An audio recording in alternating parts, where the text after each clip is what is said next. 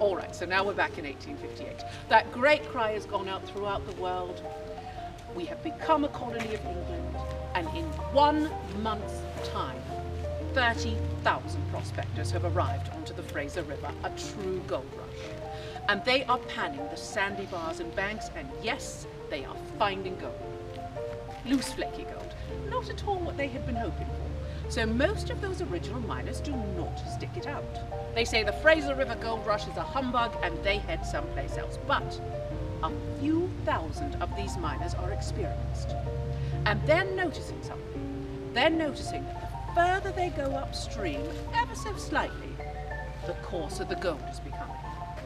They are getting closer to the source. So in spite of almost impossible travel conditions, those few thousand miners keep going. They keep following the Fraser River further up into the mountains. They begin branching off, looking at the tributaries, the creeks and streams, and that is what carries them right here to where we are right now, to a place called Caribou, and the second British Columbia gold rush begins. My gold rush, the Caribou gold rush. And little boom towns start springing up all over the place. Keithley Creek, Antler Creek, Quesnel Forks. And in the year of 1861, 3 gentlemen discover the creek that runs by right over there. Now, one of these gentlemen is called Dutch Bill Deeds. Dutch Bill and his 2 partners spend one miserably cold day in February prospecting in that creek.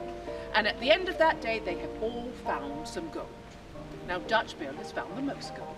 So he says to his friends, "This creek should be named after me." His friends say, "All right, we'll name the creek after you. One little condition, we're going to stay here and relax while you walk all the way back to Antler Creek in the snow and purchase us a case of champagne." So Dutch Bill goes back to Antler Creek, buys that case of champagne, hauls it back here, and in doing so, he's accomplished 2 things. First of all, he secured the name of that creek. That creek, forever after, is known as Williams Creek, after Dutch Bill Deeds, but also let the cat out of the bag, didn't he? Not all that many reasons to purchase champagne right in the middle of a gold rush. The people of Antler Creek have been well tipped off, and many of them quite simply follow Dutch Bill's footprints in the snow right back to the location of the next big caribou strike, Williams Creek. And Williams Creek very quickly proves itself to be the most auriferous creek in the world. Isn't that a good word, auriferous? It means all filled up with gold, and a rush is on to Williams Creek. Within no time, 4 towns have been built along its banks. Richfield, Barkerville, Cameronton, Marysville. And we all share a common main street. Now, the year that you'll visit us, there will only be one of these towns left standing, and you are in it, the town of Barkerville. Barkerville, when you visit, is not a recreated gold rush town, it is a restored gold rush town.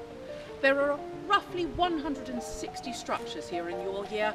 107 are original to the time when Barkerville is an operating gold rush town. So what on earth are we waiting for? Let's go have a look.